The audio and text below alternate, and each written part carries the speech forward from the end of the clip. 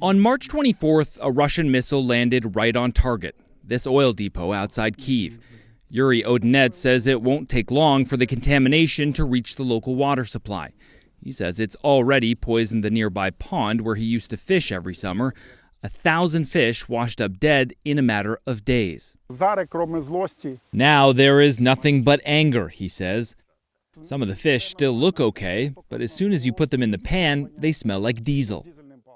The water is regularly tested for pollutants now. So is the soil at the blast site, which sits next to a field of sunflowers, a Ukrainian symbol of peace.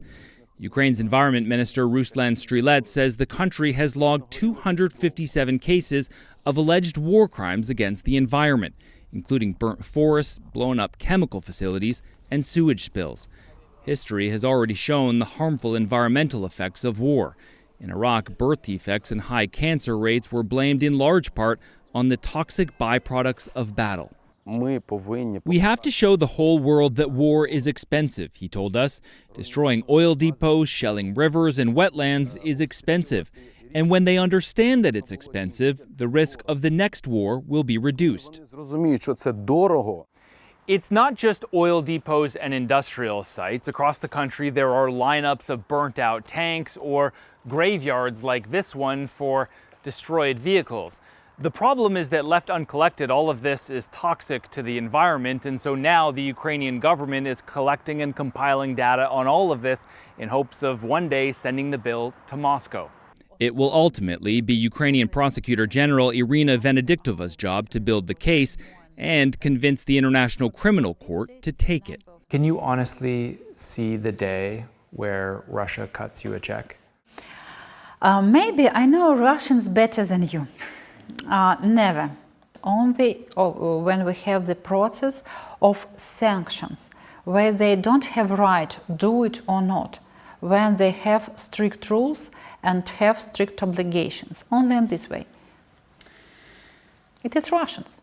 Why should Russia pay when this kind of a thing seems like the normal collateral damage of war? I mean, surely an oil depot is a legitimate military target. They bombed 23 oil depots. We all understand that it will be every time questioned, is it a military target or not? If we look at this situation objectively, if in any sites, it is again huge damages for environmental sphere, and someone should pay. Now, in some ways, Ukraine here is entering uncharted territory, and that's because this kind of case is unprecedented at the International Criminal Court, in part because ecocide, as the Ukrainians describe it, is not an international crime that falls under their mandate.